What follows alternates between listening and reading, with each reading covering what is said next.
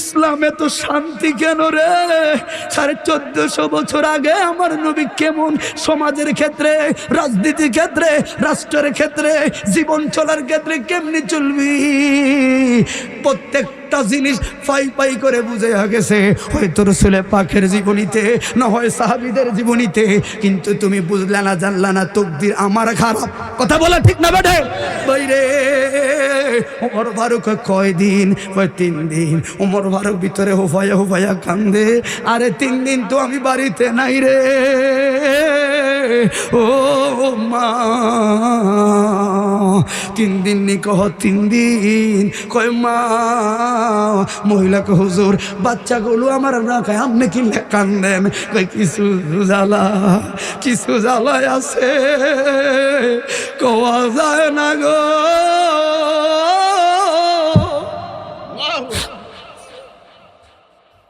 কিছু দুঃখ বলা যায় না। কমা একটু অপেক্ষা করো। দৌড়াইয়া খলিফাতুল মুসলিমিন বাইতুল মালের সামনে যায় কান্দে, আর তাড়াতাড়ি দরজা খুল রে। রাষ্ট্রীয় কোষাগারে দরজা খুললা, দরজা খুললো। ওই একটা আটার বস্তা আমার কান্দে দে। ও মোরাঙ্গা শাহরাস্তির বন্ধু ওমর ফারুক অর্ধ পৃথিবীর শাসকে কয়, একটা আটার বস্তা আমার কান্দে দে। এবার যারা খলিফাতুল মুসলিমের অধীনে যারা চাকরি করে, ওমা কি থাকুন আপনি, এটা হয় না, হয় না। আপনি অর্ধ পৃথিবীর শাসক, একজন খলিফাতুল মুসলিমিন, যার ইবাদতে, যার খলিফার আমলে রোম পারস্যের মতো বিশাল বিশাল রাজ্যগুলো মুসলমানের অধীনে আইলো। উমর রে, তোমার কান্দে বস্তা লোয়া হয় না, যায় না, সম্মানে মানায় না। আপনি ঠিকানা দেন, লোকেশনটা দেন, ওই জায়গায় বস্তাটা রেখে আসি। আঙ্গুলটা উঠাই উমরে কয়, তোরা আসুনি কেউ? আমার কবরে কে যাইবি রে? আমার লগে কি কবরে থাকবি নি? কয় না, আমার কবরে আমি, তইলে আর কথা বাড়ায়ও না গো। কোন মানুষ মানুষকে ঘৃণা করার সুযোগ অন্তত আমাদের ইসলাম ধর্মে নাই। কথা বলে না কেন বাইরে? ইমাম মালিকের 10 মিনিটের কথাটা ভালো করে খেয়াল করবেন।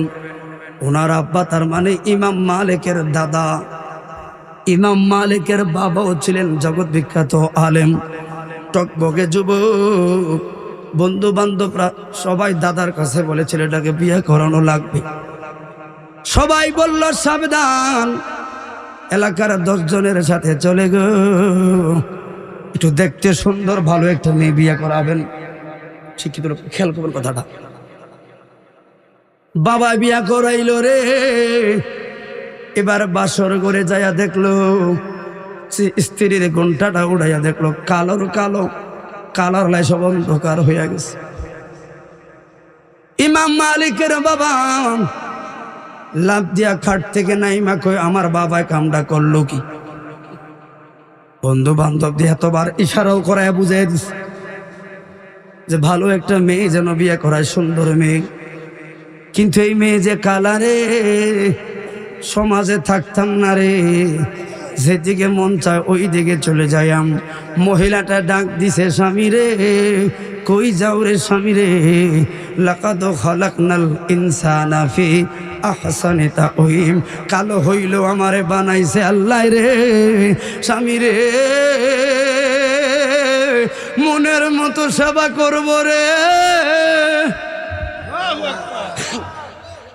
তো বেটা তো মানে না, কয় না আমি থাকতাম না গো। মহিলাটা সারাটা রাত করজোর করলো, স্বামী আমি কালো হইতে পারি রে, আল্লাহ চাইলে কালোর মধ্যে ফুলের মালা দান করতে পারে। কথা বলে না কেন? সর্বশেষ মহিলা বলেন যে থাকবে না, তাকে রাখাও যাবে না। তবে একটা অনুরোধ আপনার কাছে। কই কিসের অনুরোধ? আজকে রাত্রটা একটু থাইকা যান। কিসের কারণে? স্বামী রে হাসরের ময়দানে আমার আল্লাহ যদি জিগায়, ও বাগিনী গো সবই তো খেদমত করলি রে, কই তোর স্বামীর খেদমতের খাতা যে খালি রে। আল্লাহর দুয়ারে আমারে বেজ্জতি বানাইও না, আজকে রাত্রটা থাইকা যাও, তোমার একটু সেবা করব। কথাটা রাইখা গেল রে বাবা। সকাল হইতে না হইতে পাগলাই দিছে দৌড়, আর উঠা দেখে নাই, একদিন নয়, 2 দিন নয়, 30টা বছর পরে ওই যে লাইতা সাবাবা ইয়াহুদা এবার যৌবন গেছে চলে। এবার ভাবলো না রে, ঠিক করলাম না গো, আমি ঠিক করলাম না গো। আমার সমাজের মানুষ, আমি আলেম ছিলাম, কত পাওনা ছিল রে। আর যাই হোক, কালো বইলা রে, ওই মহিলাটারে পালাই আইছি গো, না জানি কেমনে রইল। এবার তওবা কইরা রওনা দিল নিজের দেশে রে। বাকি জীবনটা রে, আল্লাহু আকবার বল না।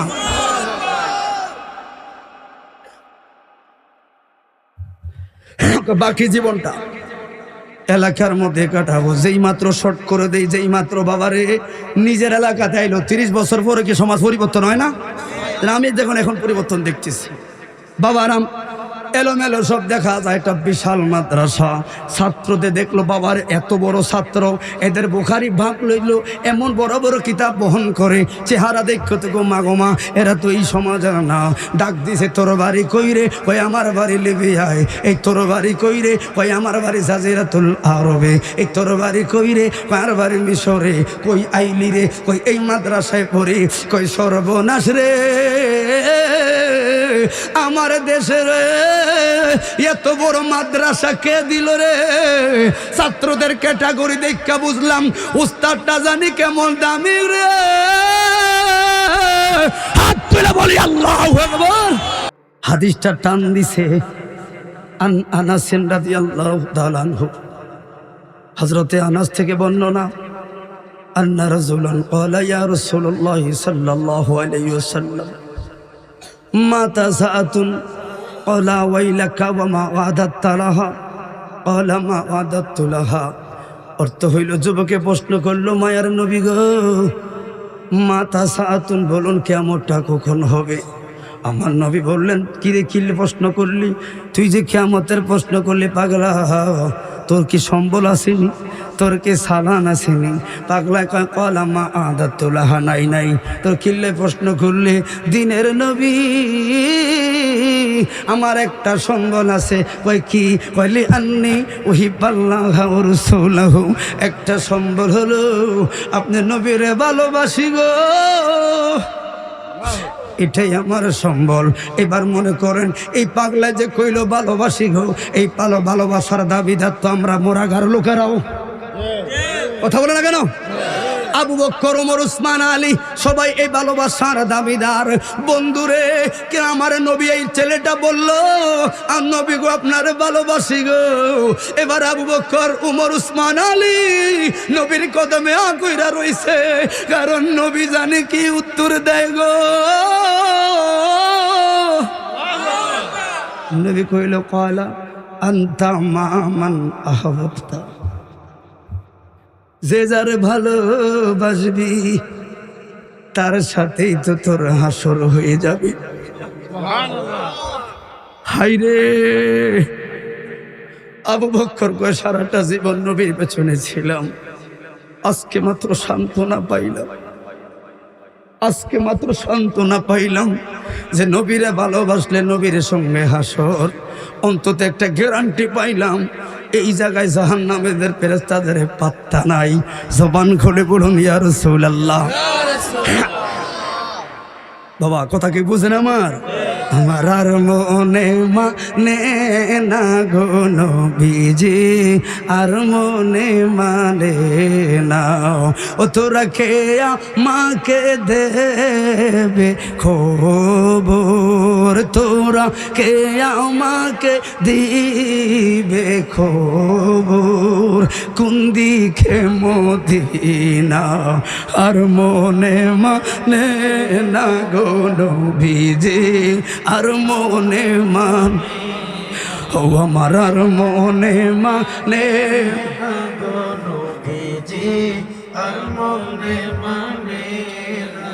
অহরহ জ্বলছে আগুন, জল দিলে নিবে না গো নবী, জল দিলে নিবে না। অহরহ জ্বলছে আগুন, জল দিলে নিবে না গো নবী, জল দিলে নিবে না। ওই আমি মিলাদ কিয়াম করলে নবী গো, আমি দুরুদ সালাম পড়লে নবী গো, পাই মনে শান্তনা আর মনে মানে না গো নবীজি, আর মনে মানে না। জবান খুলে বলো ইয়া রাসূলুল্লাহ। ছেলেটার হাদিসের তেলাওয়াত এত মধুর লাগলো, কারণ তো নিজেও আলেম, কোনটা সনদ কোনটা মতন বুঝতে পারে। কিছু থেকে লাভ দিয়া স্লোগান দিয়ে উঠলো, আল্লাহু আকবারে ধ্বনি দিয়া কই, কে রে তুই, কে রে? ও তোর মা ধন্য, ও তোর বাবা ধন্য। কেমনে রে এই সন্তান পেটে লইছে? এত সুন্দরভাবে নবীর হাদিসের তেলাওয়াত রে, কলিজা জোড়াইয়া যায় রে। তোর মারে যদি পাইতাম কইতাম, মা কোন জন্মে আমল করলি তোমার ঘরে যে এত বড় আলেম হইল গো মা। তোর বাবারে পাইলে কইতাম, বাবারে কোন জন্মে কি পুণ্য করলি, তোর বাবার কদমে সালাম দিয়া কইতাম, ধন্য রে বাবা তুই ধন্য।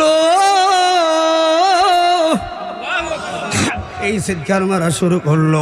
আলেম তার কাছে এটাই খেলিল, বাবা এখন ক্লাস চলাকালীন সময় হাদিসের দৌড় চলে গো বাবা, দরজটা শেষ হইয়া গেল।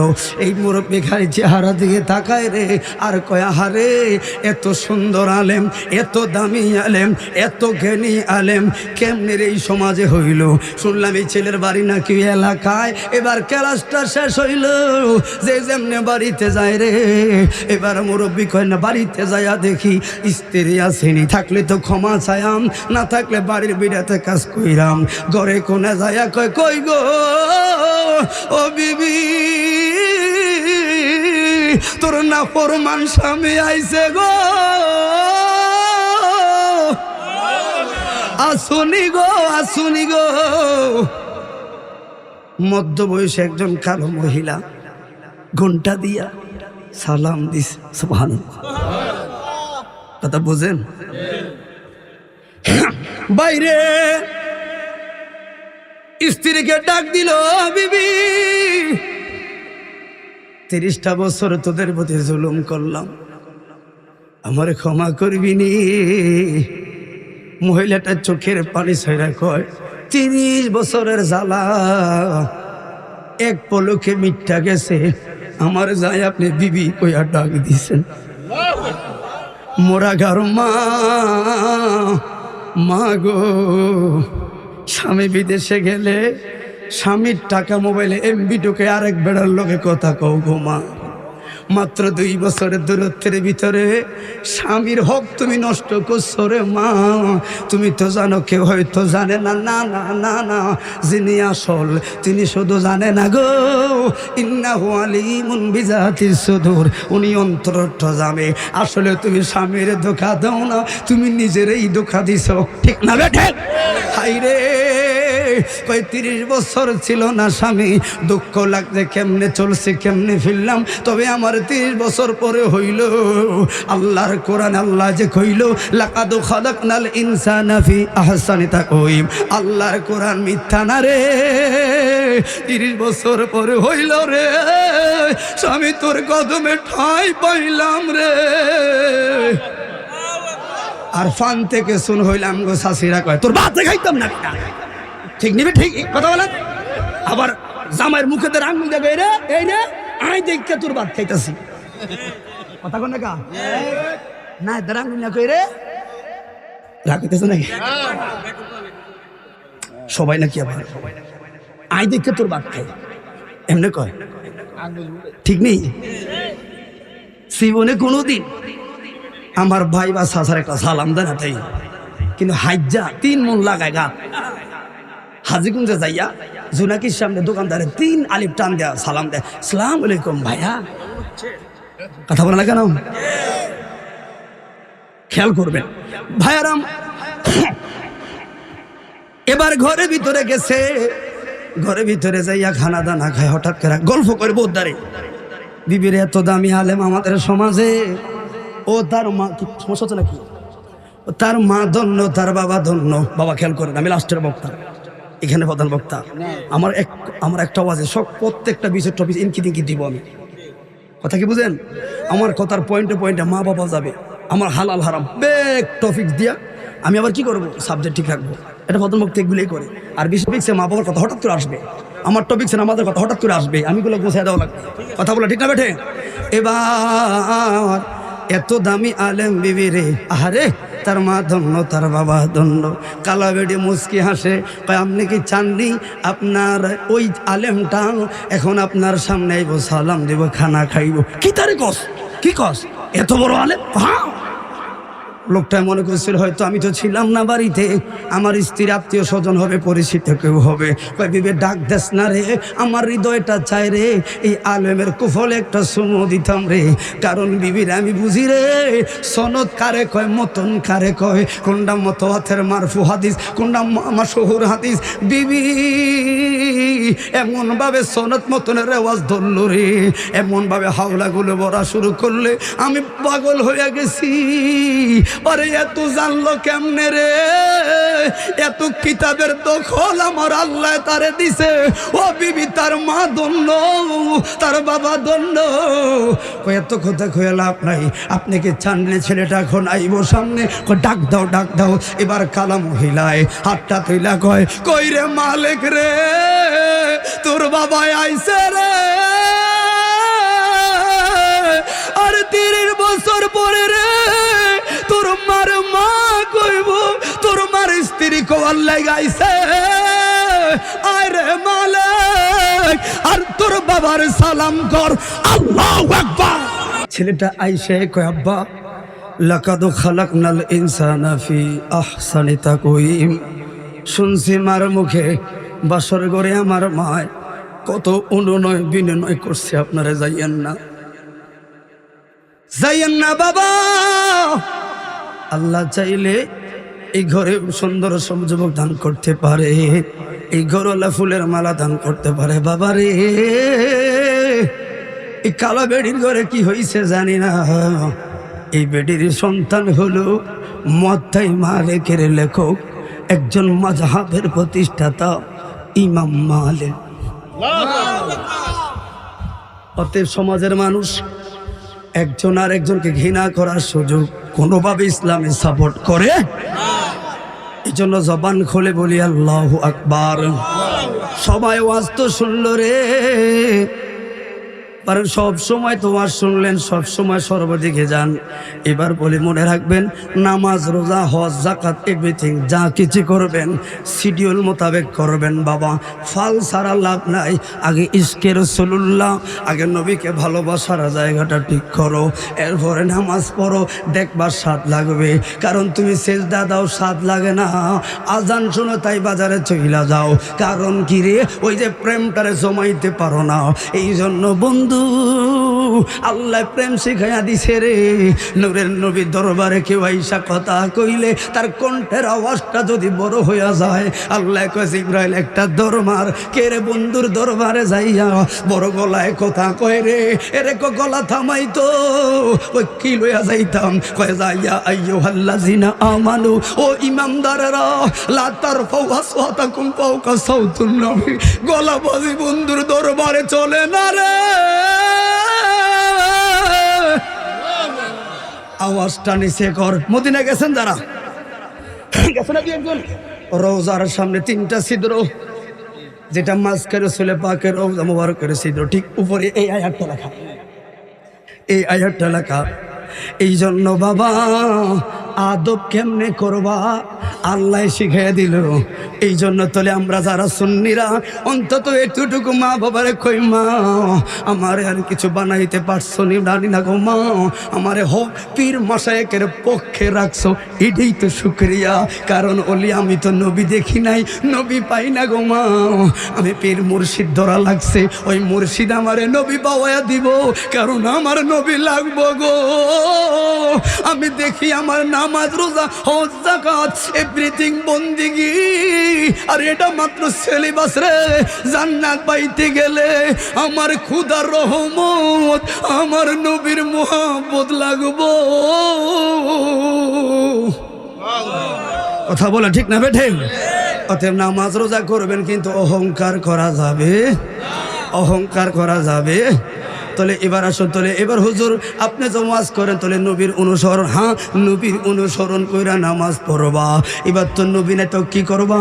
আমার নবীকে আমি বংশসূত্রে জায়গা রাখা যাই নাই, সম্পদ রাখা যাই নাই, বড় ঘরে কিছু রাখা যাই না। কই কি রাখা গেছো? কই আল উলামা ওয়ারাসাতিল আম্বিয়া, এই ওয়ারিস সূত্রে দরবারে শাহপুর রাখা গেলাম, রাজাপুরে দরবার রাখা গেলাম, কালিয়াপুর দরবার রাখা গেলাম।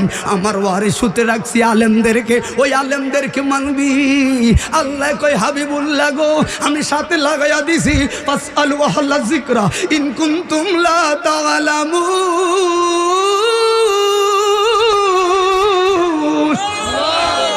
তোরা যে এই বিষয়গুলো জানোস না, এগুলা যারা জানে তাকে কাছে যাইয়া জানবি। আর জানি না দেখেই তো আমরা শাহপুরে দৌড়াই। কথা বলে না কেন? জানি না দেখেই তো আমরা ওলি আল্লাহদের কাছে যাই রে। যারা বোঝে না তার কপাল খারাপ। ওই কারণ কি? তোর চোখের ভিতরে লাগাইয়া রাখছে ওই যে তাকে চশমা। সমস্যা আছে নাকি? এই জন্য কথা কি বুঝেন আমার বাবা? তাহলে আমার মূল একটা আগে রাসূল পাকের রিসালাতের মুহাব্বতটা ঢুকাও, এরপরে বন্দেগী করো। তখন মুয়াজ্জিন তোমার ডাক দেওয়া লাগতো না, আজানের আগেই তুমি মসজিদে যাইবা। কারণ কি? ওই যে প্রেমটা জাগাইতে পারো না, দুনিয়ার মোহনা, দুনিয়ার মায়া রে। আল্লাহ যে বারবার কইয়া দিছে রে, আর কি দিলে রে তোরে বান্দা? তোরে নবী দিছি শ্রেষ্ঠ নবী, ওরে তোরে কোরআন দিছি শ্রেষ্ঠ কোরআন রে। আরে তোরে হাত দিলাম, পা দিলাম, আশরাফুল মাখলুকাত দিলাম, আর কি দিলে? কোন নবী দিলে? কোন কোরআন দিলে?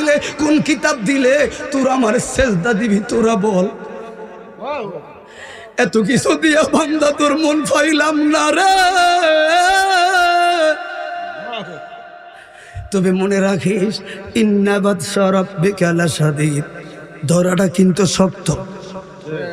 কথা বলে না কেন? ধরাটা বড় শক্ত। তাহলে এবার আসুন, কার মতো জীবন করবেন, কেমনে চলবেন? বলবেন হুজুর এখন আমি তো গুনাহ কইরা লাইছি। আপনি যে বললেন নবীর আদর্শ মোতাবেক চললে জান্নাত পাওয়া যাইব, তাহলে আমি না গুনাহ করছি? আমি যে সুদ খাইলাম, আমি যে ঘুষ খাইলাম, হুজুর আমার গুনাহ আমার স্ত্রী জানে না। লোকে আমারে সালাম দেয়, কিন্তু আমার গুনাহ সম্পর্কে যদি জানতো আমার এই জায়গায় প্রধান বক্তা বানাইতো না। আমার গুনাহ সম্পর্কে সমাজের মানুষ জানলে জুতার বাড়ি দিয়া সমাজ থেকে বার করে দিত। আমি এমন একটা খুদার বান্দা, যেই খুদায় আমার গুনাহটা ডাকনা রাখার লাইগা একটা নাম রাইখা দিছে আস-সাত্তার। ও দুনিয়ার মানুষরা, ইবলিস শয়তান আল্লাহরে কয় তোমার বান্দার না ফরমান বানায়াম। কয় কেমনে বানাবি? সুদখোর বানায়াম, ঘুষখোর বানায়াম, গুনাহগার বানায়াম, হাজার হাজার দলিল দেয়। আল্লাহরে কয় এমন কইরাম, অমন কইরাম। আল্লাহ কয় ওইছে নি তোর কথা? কয় ওইছে। কয় তুই গুনাহগার বানাইতে থাকবি। এই জন্য আমি নাম রাখছি গফুর, আমি নাম রাখছি গফফার। তুই গুনাহগার বানাইতে থাকবি, আমি আল্লাহ বান্দারে ক্ষমাই করতে থাকবো। হাত তুলে বলি আল্লাহু আকবার।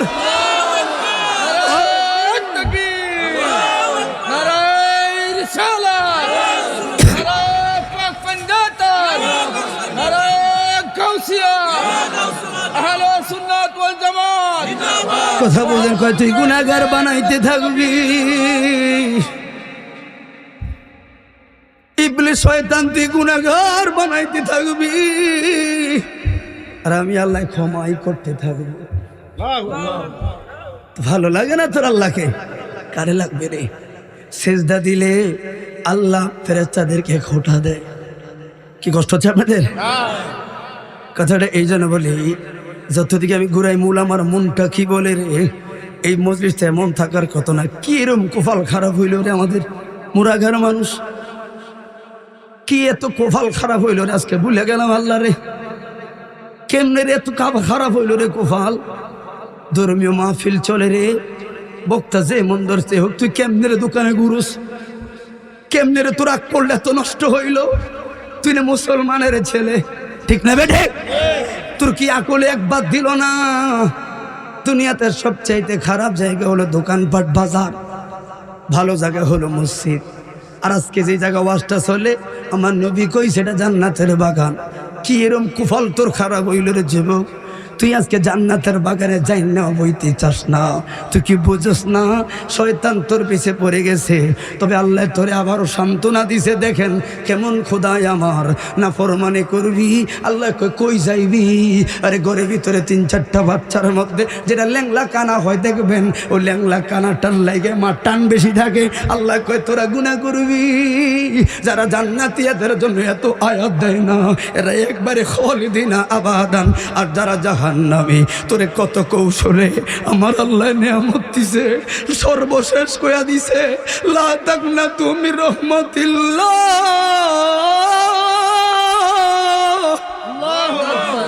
আর তোরে খোদায় কি দিত বান্দা তুই ক? এরপর ফিরলি না রে। আল্লাহ কয় গুনাহ করছস, আর রাখ। দুনিয়ার আসামি পুলিশের মানুষেরা আসামি দইরা দিলে শান্তি বাইরে। দুনিয়ার মানুষ একজন অন্যায় করলে প্রতিশোধ লইয়া শান্তি বাইরে। আমি আল্লাহ তোরা গুনাহ করবি জানি, এর লেগে নাম রাখলাম গফুর গাফার। আমাদের ক্ষমাই করতে ভালো লাগে রে। ফিরলি না রে খোদার দিকে, ফিরলি না রে আল্লাহর দিকে। ও দুনিয়ার মানুষ রে, সারা পৃথিবীর মধ্যে কিছুদিন আগে আল্লাহ বুঝাইয়া দিছে ভূমিকম্পের 2টা সেকেন্ডের জাগনি, 2টা সেকেন্ডের জাগনি। এবার বলেন ভূমিকম্প গেছে, মসজিদে মুসল্লি বাসিনি পায় না? আগের মুসল্লি কত বড় ব্যাকল আমরা খেয়াল করবেন বাবারা। তার মানে ভূমিকম্প কেন আসে? ঘূর্ণিঝড় আসলে সিগন্যাল পাওয়া যায়, আমরা সিগন্যাল বিশ্বাস করি না। তার বড় আবহাওয়াটা সম্ভব হতে পারে, কথা বল না কেন? কিন্তু ভূমিকম্পের কোনো আবার দেওয়ার সুযোগ নাই। তাহলে ভূমিকম্প কেন হয়েছে, কেন হয়, এই রহস্য কি জানেন? কেউ তো জানে না। আইসে আর কি, ধাক্কা দিছে আর কি, এটাই ভাবলাম। কিন্তু কেন আইলো? প্রথম কারণ হলো আল্লাহর বান্দারা যখন মসজিদ ছাইরা নাফরমানি মধ্যে চলে যাবে, বাজারের ভিতরে যখন মহিলার সংখ্যা বাড়তি হবে, ওরে বন্ধু যুবকরা যখন নেশার আড্ডায় পড়ে যাবে, নাস্তিকতার বাজার বয়া লাইব, আল্লাহ কয় সহ্য হয় না। কারণ এর চাইতে 1000 গুণ কম কষ্ট দিছে ওরে আগের বনি ইসরাইল যুগের উম্মতেরা। ছোট ছোট গুনাহ করছে, আমি আল্লাহকে ওরে আগুন দিয়া পানি দিয়া মিশাইয়া দিছি। তাহলে এত বড় নাফরমানি করলি, একটু ভূমিকম্প দিয়া ধাক্কা এনে দিছি, কিন্তু তোরে মারে না। ওই কারণ কি রে? কয় সোনার মদিনার জমিনে ঘুমায় আছে রে আমার হাবিবুল্লাহ।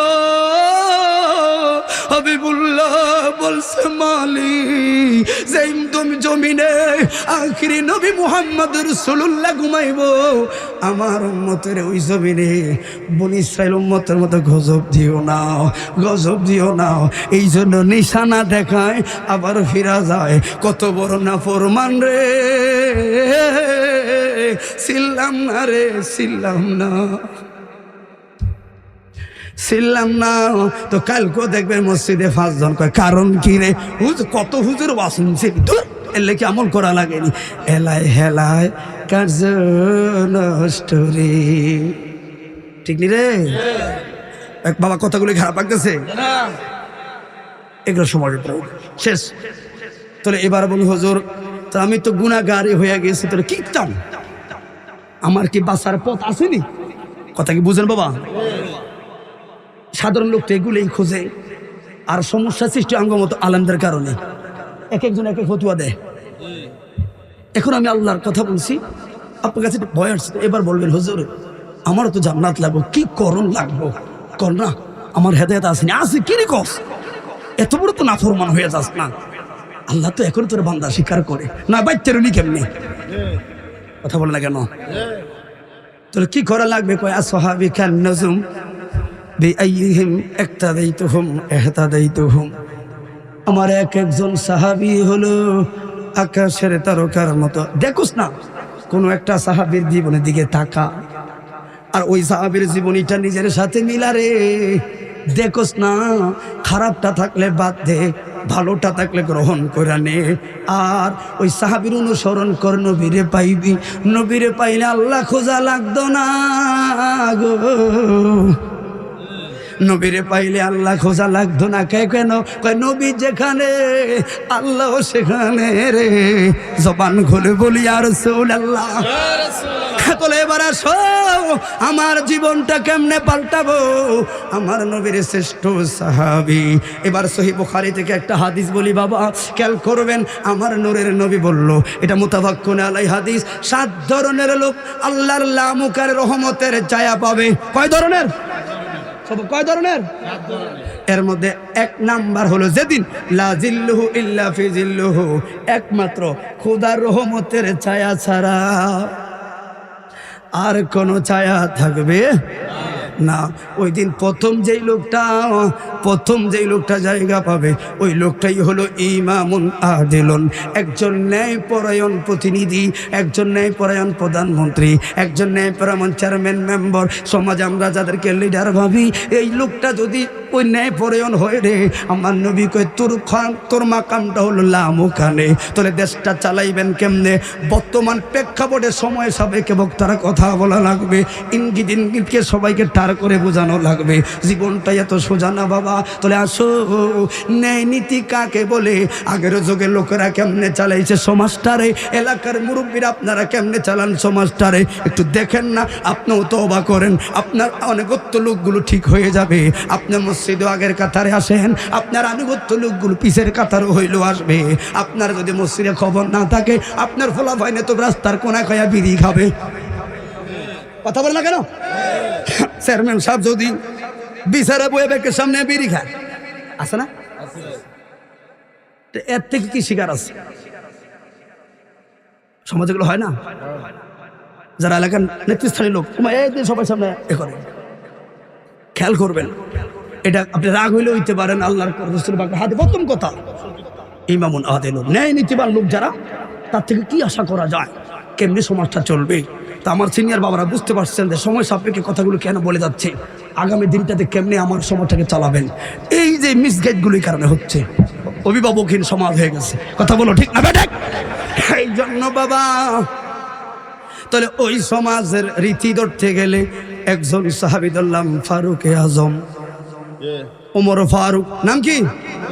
ওমর ফারুক রাদিয়াল্লাহু তাআলা আনহু। আমলের দিক দিয়া কেমন রে? প্রেমের দিক দিয়া কেমন রে? ওরে আইসে না ছুরি লইয়া নবীরে মারত, ওয়া গেছে ইসলামের দ্বিতীয় খলিফা।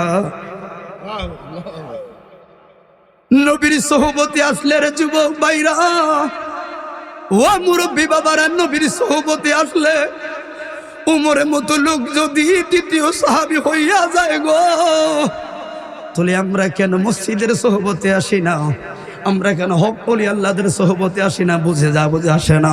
আসুন সততা কাকে বলে, উমর কেমনি দেশ চালাইতো বন্ধুরে, সে ছোট্ট একটা মেসেজ দেওয়া যায়। তাহলে ওই সমাজ চালাতে গেলে প্রথম ইমামুন আদিলুনের প্রথম, আবার রীতির মধ্যে প্রথম নেতাকে আগে তাকওয়াপূর্ণ হওয়া লাগবে। কথা বুঝেন আমার? নেতাকে আগে আনুগত্যশীল হওয়া লাগবে বন্ধুরে। নেতা যদি আনুগত্যশীল না হয়, ওই নেতা যদি আল্লাহওয়ালা না হয়, সমাজ লোক তো হইব না রে। আনুগত্য কাকে বলে? দেখুন একটু ওমর ফারুকের স্বভাবে। ইয়ামানের লোকের যুবকেরা, দুইটা যুবক, দুইটা গোত্রের সর্দার তারা, এক একজন কাপড় কিনা জিহাদ ঘোষণা দেয় রে, ভাই আমারটাই সবচাইতে বড় দামি, এক হয় আমারটাই সবচাইতে বড় দামি। সমাজে দুইটা গোত্র, জমিদারে দুইটা ছেলে দাঁড়ায় কইল, আমার কাপড়টা সবচাইতে বড় দামি, এটার বিরুদ্ধে যে আসবে তার বিরুদ্ধে জিহাদের ঘোষণা দিলাম। এখন ওই ফলয় কয় আমারটা দামি, এটার বিরুদ্ধে যে যাবে গো তার জিহাদের ঘোষণা দিলাম। এরা মারামারি শুরু করলো। ওই দেশে ওমর ফারুকের গভর্নর ডাক দিয়া কো পাগলারা, তোমরা ঝগড়া বিবাদ কইরো না, তোমরা খলিফাতুল মুসলিমিন অর্ধ পৃথিবীর শাসক উমরের নাম শুনছুনি গো? কই শুনলাম উমর রানিং খলিফায় আছে, উমরের খেতাব বলো আল ফারুক, সত্য মিথ্যার যাচাই করনে ওয়ালা। উমর ফারুকের দরবারে বিচারটা লইয়া যাই, উমর যেইটার এক নাম্বার বলবো তোমরা মানবানি। এরা কয় এটাই হলো সবচাইতে বড় বিচার। আল্লাহু আকবার। বাবারে খেয়াল করবেন, আমার প্রত্যেকটা কথা আপনার জীবনে একটু কাজে লাগান। ইনসিনচে কথাগুলি প্রত্যেকটা সমাজের রীতিনীতি কী লাগবে অবস্থার ক্ষেত্রে। আমি তো এলাকায় সন্তান জানি, এই জন্য কথাটা বইলা গেলাম। এবার মামলা তলে সবাই কইছে সাইন্স অফ হয়ে গেছে, উমর যেইটারে বলা বলবে সবাই মানবে।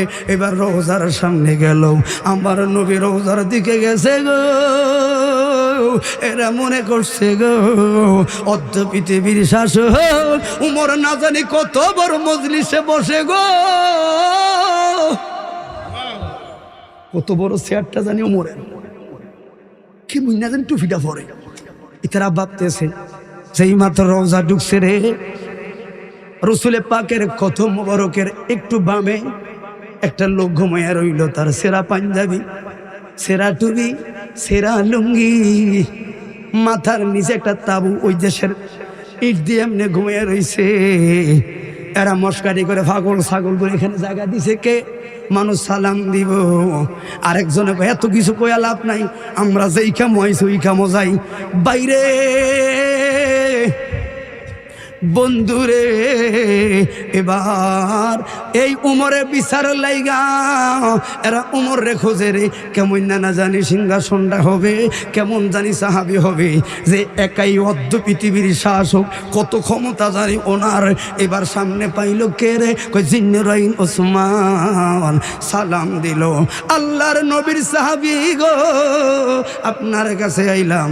কই কি গভর্নর? কইটা দুই গোত্রে দুইটা জমিদারের ছেলে লইয়া আইসি। এর সমাজের ভিতরে খুনাখুনি হইছে, সমাজের ভিতরে মারামারি হইয়া যায়। কারণ কি? এই ফোলায় কয় তারটা দামি, এই ফোলায় কয় তারটা দামি, খুন খারাপি হইয়া গেছে। আমি কইলাম এরে তোরা মারামারি করিস না, তোরা ল উমর ফারুকের দরবারে ল। উমর ফারুক যে এইটারে বালা কইব মানবিনি, এই শর্তে এই দেখেন আমার ফাইল, এটা লইয়া আইলাম। ওসমান ফাইলটা হাতে লইয়া কয় ওই আমানের যুবকরা সামনে আয়। আল্লাহু আকবার। উমরে দেখবিনি, কই উমর কই গো? বুঝেন এটা মিলান কথাগুলো সমাজের জন্য। তা কাকে বলে? কই গো উমর? ওসমান কই তোমরা কি দেখো না? না দেখো না আসলে। না কি রে তোরা দেখোস নাই? না উমরের সিংহাসনের সামনে লইয়া যান। কই তোরা রোজার সামনে লইয়া কাউকে কিছু দেখছ? কই দেখছি একটা পাগল। কি কি দেখলি রে? কই সেরা পাঞ্জাবি, সেরা টুপি, সেরা জুব্বা। ও পাগলারা তো কি কইলি তোরা? কইলাম পাগল ছাগল এই জায়গায় কেন শুয়ে রইল? রসুলের পাকের রোজার সামনে। ওসমান দুনয়নের পানি ছাইরা কই আমানের যুবক, এটার কেউ নয়, অর্ধ পৃথিবীর শাসক, নবীর কলিজার টুকরা, স্বয়ং উমর ফারুক মাথায় ইট দিয়া ঘুমাইয়া রইছে। এটা উমরে। ছেলেরা একজন আরেকজনের দিকে তাকায় কয় বিচার পাইয়া গেছে, লো ভাই বাইত লো। এখন দুই ছেলে বিচারের আগে দুইজনে জড়াই ধরছে, ভাই আয়। শিক্ষিত ছেলে কি বুঝান লাগে? একজন একজন জড়াই ধরে কাম করে বিদায় দেন, ফাইলটা দিয়ে দেন। ওসমানে কয় বিচার লাগতো না। কয় আল্লাহর দোহাই বিচারটার উমর পর্যন্ত নিয়েন না। আরে তোরা এখনো বিচার দেস না, লজ্জা দিও না উসমান, অর্ধ পৃথিবীর শাসক, ছিঁড়া পাঞ্জাবি, ছিঁড়া জুব্বা পইরা রোজার কিনারে ঘুমাইলে আর আমার এই যুবকরা কার কি পোশাক সুন্দর যাচাই করব, বেজ্জতি কইরেন না। আমরা নবীর রওজার সামনে স্বীকার করে ফেললাম পোশাকে আসলে অহংকার সৌন্দর্য নয় রে, মদিনাওয়ালার ইশক যার অন্তরে আছে, তাকওয়াটা যার যত সুন্দর রে, ওই লোকটাই প্রকৃত সুন্দর। হাত তুলে বলেন ঠিক না ঠিক? কথা বলেন ঠিক নি বাবা? তাহলে আমার কথা এক নাম্বার হাদিসের ব্যাখ্যা বাবা, আন্দাজি কথা বলে লাভ নাই। তাহলে ইমামুন আদিলুন, যিনি হবেন ন্যায় বিচারক, তার মধ্যে এই তাকওয়াটার দরকার আছে না নাই? 2 নাম্বার হলো কেমনি সমাজ চালাইবা। আমরা তো কোন রকম পাস করাইলে খালা জেডি রে রে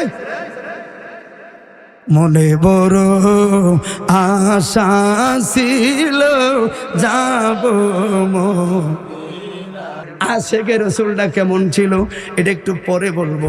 শুধু এবার দেখেন ইমামুন আদিলুন, একজন ন্যায় নীতিবানের কতগুলো স্বভাব। তাহলে আপনি যদি পরে না জানেন, ছোট্ট একটা কথা থেকে তো কথা শেষ নাই। কথা বলে ঠিক না ঠিক? তাহলে ওয়াজ মাহফিলে ফালতু বানাই আমরা বক্তারা, আন্দাজি কথা বলে। আপনি দেখেন একজন ইমামুন আদিলুন, ছোট্ট একটা কথা থেকে টপিক বের হয়। সবাই জবান খুলে বলি আল্লাহু আকবার। এবার বলেন সততার কাকে বলে? বন্ধুরে ও ফারুকে আজম, এটা মুসলিম শরীফের মধ্যে আমরা পাইলাম। ফারুকে আজম কেমন ভাবে দেশটা চালাইতো। ওনার ইন্তেকালের পরে রে, ওনার ইন্তেকালের পরে কিছু দৃশ্য সবার সামনে বাসলো, এগুলো আর কেউ জানতো না। যখন যেই 2টা লোক ওনাকে গোসল, কি সমস্যা হচ্ছে নাকি বাবা? ওনাকে যে গোসল করাইতে গেল, যিনি দোয়াইবে, এরা গোসল করাইতে যাইয়া ওমরের যেই মাত্র কাপড়টা খুললো রে, এরা চিৎকার মায়েরা দৌড় দিয়া উসমানে শরাপন্ন হইল। কয় আমাদেরকে মাফ করেন, আমরা ওমরের গোসল করাইতে পারতাম না। ও কিরে কি হইল? কয় সর্বনাশ, আরে কথাটা কস না রে। আমরা দেখলাম ওমর ফারুকের পিঠের ভিতরে বড় বড় সাবুকের মারার আঘাত, সাবুক মারার আঘাত। আবার দেখলাম ওমর ফারুকের কাঁধের এই জায়গাটা মেস পড়ে রয়েছে। পদ্ম পৃথিবীর শাসক যে ওমর রাস্তা দিয়ে হাঁটলে শয়তান যায় না, কে রে এত জোরে বাড়ি মারছে ওমর রে মরার আগে? ক্ষত বিক্ষত ওমর ফারুকের দেহ পিঠটা ওসমান বিন নুরাইন ওই সময় প্রভাবশালী সাহাবীদেরকে লইয়া হযরতে আব্দুল ইবনে ওমরের শরাপন্ন হলেন। ওমর ফারুকের যোগ্য সন্তান আব্দুল ইবনে ওমর মেধাবী হাফেজ আল আলেম ছিলেন। অনেকগুলো হাদিস বর্ণনা করলেন। এই যে আব্দুল ইবনে ওমর বলেন, ওই সাহাবীর নাম হলো আব্দুল্লাহ, ওমর ফারুকের সন্তান। আব্দুল্লাহ রে, আল্লাহর দোহাই রে, কের ফেতনা বাঁচবো? 10 বছর যে পৃথিবীটারে চালাইছে অর্ধেক পৃথিবী এই ভদ্রলোক ওমর ফারুক। আরে ভয় তো কথা কইতো না, মরণকালে কেরে ফিডের ভিতরে আঘাতটি করলো। কসম রে ভাই, সমাজে দ্বন্দ্ব লাগিয়া গেছে, গ্রুপিং সৃষ্টি হবে। এখন কথাটা ভাঙ্গা কও, কেউ কি মারছে না কেমনে রে? সাবুকের আঘাতগুলো ফারুকে আজমের পিঠে লাগছে। আব্দুল্লাহ কয়, ওসমান সাহাবী বাবার নিষেধ আছে। এবার ওমর ফারুকের সন্তান কয় আব্বার নিষেধ। কথার ভিতরে আরো রহস্য আছে, অন বললো ঠিক না বেঠে? নিষেধ মানে কি রে? কস আব্বার নিষেধ আছে, বলা যাবে না। কয় বলো না। আব্দুল্লাহ চোখের পানি পালায়া কয়, ওসমান রে, রাজ্য কাজ পরিচালনা করে তো আমার বাবা। গভীর গভীর রাত্রে বাড়িতে আইতো ওমর ফারুক। অনেক সময় বাড়িতে আয়া নিজের সাবুকটা লইয়া নিজের গায়ে বাড়ি মারতো আর কইতো, ওমর এত দুনিয়ার প্রতি মুগ্ন হইয়া গেছো, আল্লাহরে ভুইলা গেছো তোমার। রাজ্য কাজ পরিচালনা করতে যায় আমার বাবাই ফরজ ঠিক নফল ইবাদত করতে পারে না, তাহাজ্জুদ পড়তে পারে না, নফল ইবাদত করতে পারে না, আল্লাহর প্রেমে যেই রকম ডুবার পারে না, এই জন্য উমর আফসোস করত আর চাবুক দিয়া নিজের কাঁধে পারে দিয়া কই তোমার নিজেরে নিজে কই তোমার এত স্বার্থপর হয়ে গেলি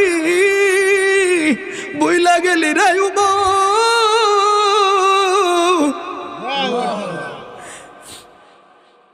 কেমন নবীর কেমন সাহাবী, কেমন নবীর কেমন সাহাবী। আমার বাবা নিজে আমল যেদিন কম করতে পারত, নিজে নিজের গায়ে আঘাত করত। এবার বলুন আমাদের ন্যায় নীতিবানদের কেমন হওয়া উচিত? বন্ধুরে, 2 নাম্বার এই লাস্টের উদাহরণটা দিয়ে আমি বিদায় গ্রহণ করব। ছোট্ট ছোট কথা দেখে আপনি মেনে নেবেন যে এবারে বলে কি বুঝতে পারলেন। শুধু নেতার ক্ষেত্রে নয়, যিনি এক ঘরের অভিভাবক আপনার ক্ষেত্রেও এমন। বাবারে যতই সংসারের দিকে তাকান, আগে নিজের সালান ঠিক রাখবেন, এটা আমি বোঝাতে চাই। বন্ধু ইয়ামানের কাজে করতো রে, এবার ইয়ামানে কাজ করতে যাইয়া যখন এটা আপনারা তর্জমানে হলে সুন্নাতে পাবেন, যখন বাড়িতে ফিরল রে, দেখলো রাতের বেলায় ওই যে পাহাড়ের ডিলার উপরে একটা তাবু দেখা যায় রে, ওই তাবুর ভিতরে লাইটের আলো দেখা যায়, আবার কে যেন কান্দার আওয়াজ শোনা যায়।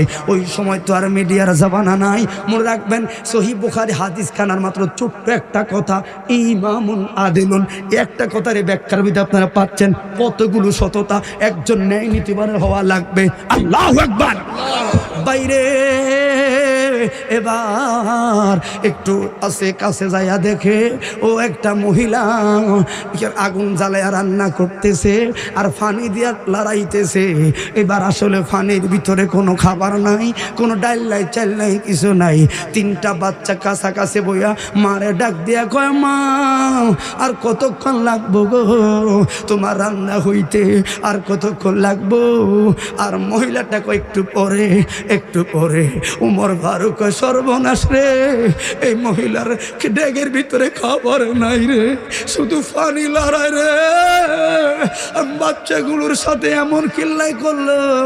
এরে খলিফাতুল মুসলিমিন, এই লোক যে ওমর, এই মহিলায় তো আর চেনে না, ওই তো মিডিয়ার জমানা নাই রে ভাই, কিন্তু জানে খলিফাতুল মুসলিমিন ওমর, ভদ্রলোক যে ওমর, এ তার মহিলায় জানে না। এবার বাইর থেকে একজন আলেম ওমর ডাক দিছে, মা, মা কইছি গো, মা কইছি, মা একটু কথা বলবো গো মা তোমার সাথে। মহিলাটা বলছে যে তো মা কইছেন তাহলে হারাম, আমার একটু সামনে আসে। বাবা কি বলতেন? পর্দার আড়াল থেকে কয়, মা গো কিল্লাই গো, এই বাচ্চাগুলোকে এমন না ফরমানি করস গো মা, এগুলা কি তোমার সন্তান না? কয় হ্যাঁ মা, তোর ডাকে খাবার নাই, তাহলে ছোট ছোট বাচ্চাগুলো কিল্লাই গো মা। এতক্ষণ আজকে কয়দিন? আজকে 3 দিন।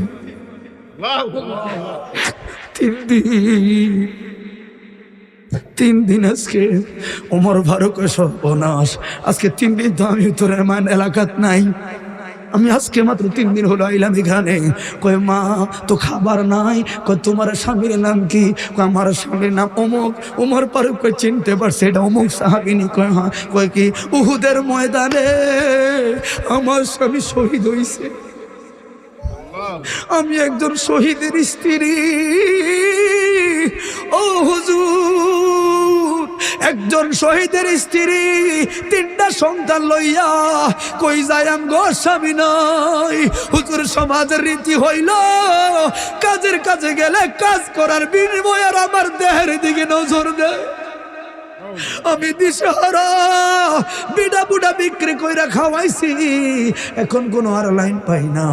সমাজের মানুষের কাছে এরা তো না ফরমান, এদের কাছে কাজের নাই গেলে এরা খারাপ চিন্তা ধারণা অন্তরে ধারণ করে। হুজুর আমি একজন শহীদের স্ত্রী, আমার গায়ে যদি কলঙ্ক লেগে যায় নূরের নবী ব্যথা পাইব। এই জন্য বিডা বুডা বিক্রি কইরা মরি আর বাসি, লোক সমাজের আড়ালে গেছি, পাহাড়ে আর রইছি গো। কয়দিন খানা খাও না, 3 দিন লাড়ালাড়ি করতেছি। বাহিরে আলেম কয় মা খলিফাতুল মুসলিমিনকে জানুনি? কয় ওমর ফারুক। কয় মা তোমার ঘরে চাইল নাই ডাইল নাই, তুমি কি উমর রেপ জানাও না? উমর ফারুকের খবরটা দেও না? মা তোমায় উমর ফারুকের দরবারে খবরটা কেন দিলা না মা? তোমার করতো, এখানে খবরটা ফাটাইলে খাবার দিত। মহিলাটা ধমক দিয়া কয়, কি লেগা আমি খবর দিতাম নবী কি আল্লাহগানি উমর বানাইছে, খলিফা বানাইছে। উমরে উচিত ছিল আমার তাবুর সামনে আয়া আমার খবর নিত, কারণ নবীর মোহাব্বতের খলিফারা এমন না রে। তবে হুজুর মনে রাখবেন, না খাইয়া না দাইয়া আমার বাচ্চাগুলো যদি মহিরা যায় হাসরে ময়দানে উমরে ছাড়তাম না গো।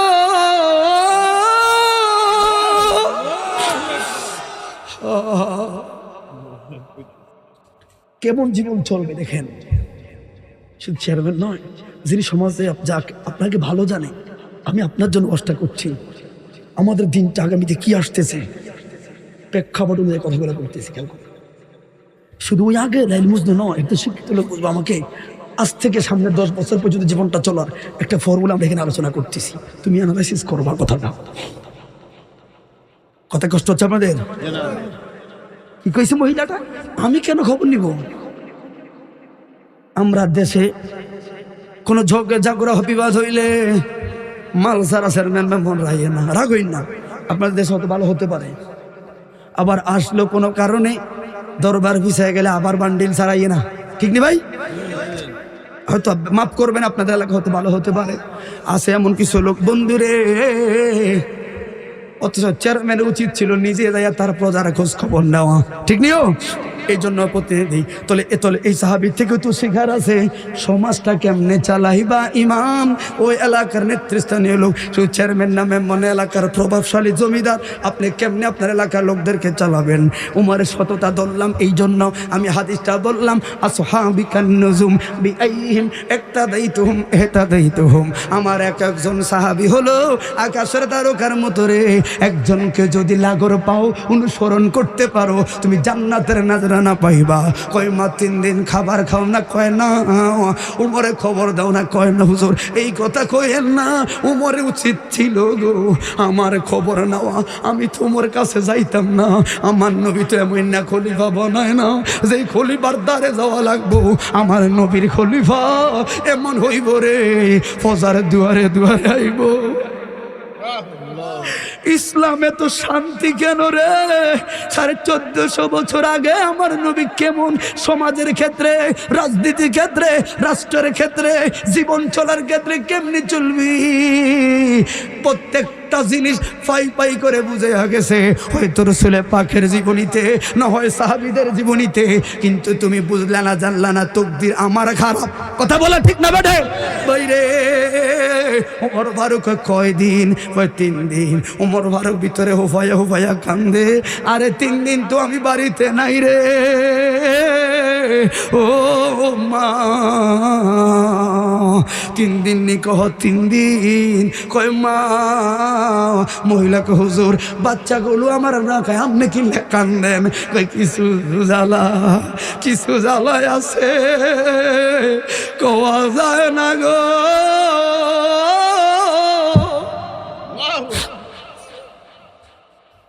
কিছু দুঃখ বলা যায় না। কমা একটু অপেক্ষা করো। দৌড়াইয়া খলিফাতুল মুসলিমিন বাইতুল মালের সামনে যায় কান্দে, আর তাড়াতাড়ি দরজা খুল রে। রাষ্ট্রীয় কোষাগারে দরজা খুললা, দরজা খুললো। ওই একটা আটার বস্তা আমার কান্দে দে। ও মোরাঙ্গা শাহরাস্তির বন্ধু ওমর ফারুক অর্ধ পৃথিবীর শাসকে কয়, একটা আটার বস্তা আমার কান্দে দে। এবার যারা খলিফাতুল মুসলিমের অধীনে যারা চাকরি করে, ওমা কি থাকুন আপনি, এটা হয় না। আপনি অর্ধ পৃথিবীর শাসক, একজন খলিফাতুল মুসলিমিন, যার ইবাদতে, যার খলিফার আমলে রোম পারস্যের মতো বিশাল বিশাল রাজ্যগুলো মুসলমানের অধীনে আইলো। উমর রে, তোমার কান্দে বস্তা লোয়া হয় না, যায় না, সম্মানে মানায় না। আপনি ঠিকানা দেন, লোকেশনটা দেন, ওই জায়গায় বস্তাটা রেখে আসি। আঙ্গুলটা উঠাই উমরে কয়, তোরা আসুনি কেউ? আমার কবরে কে যাইবি রে? আমার লগে কি কবরে থাকবি নি? কয় না, আমার কবরে আমি, তইলে আর কথা বাড়ায়ও না গো। এবার বস্তাটা লইয়া দৌড়াইয়া দৌড়াইয়া ওই পাহাড়ের উপরে দেয় উঠলো, ডাক দিছে মা খোলো। হুজুর এবার নিজে আটা খুলে নিজে বেলে রুটি বানায় আর হোপায় হোপায় কান্দে। হাই রে, বাচ্চাগুলো যদি মহিলা যায় আর এই মহিলা যদি নবীর দুয়ারে আমারে আটকায়, উমর ব্যয় যদি হয়ে যায়। এত চিন্তা সাবছে উমরের, রে না জানি আমার কি গতি নবীর দুয়ারে। উমরের এই প্রেমের লাভ কি যদি নবীর দুয়ারে বিচারক হইয়া আসামি হইয়া যায়। হাই রে, নিজে রুটি বানায়া বাচ্চাগুলো মুখে দিয়ে পেট ভরে খাওয়াইছে। এবার আসতে কইছে মা গো মা, এবার একটু বলবানি গো মা, উমরের প্রতি তোমার কোনো রাগ আসেনি গো? কই আর এখন রাগ তো বাঁচছে। কই কিল্লাই গাও, আমার নূরের নবী বুঝে না এমন আপনার মতো একটা ভালো মানুষ সমাজে থাকতে উমরে কিল্লাই খলিফা বানাইছে। যদি আপনারে খলিফা বানাইতো রাজ্যের কল্যাণ হইতো গো। আরবে সাগর পারি দেব নাই কো আমার তোহরি, পাখি নয় রে উড়ে যাব ডানাতে বর। আরে আরবে সাগর পারি দেব নাই রে আমার তোরি, পাখি নয় রে উড়ে যাব ডানাতে বর। আমার আশায় আছে সম্বল নাই, আশায় আছে সম্বল নাই, করি কেউ পায় মনে বড় আশা ছিল যাব মদিনা। নাতরা শুনে খারাপ লাগে বাবা? এই যে সবাই মোহাব্বতে আমার সাথে একবার বলো ইয়া রাসূলুল্লাহ। জীবনগুলা কেমনে ঘরায় কেমনে যায়। মদিনা নাম কত মধু, মদিনা আর যে কত দূর। ওই মদিনার পথের ধুলি আমি মাখতে পারলাম না, মদিনা যাইতে পারলাম না, মদিনা দেখতে পারলাম না। জবান করে বলে ইয়া রাসূলুল্লাহ।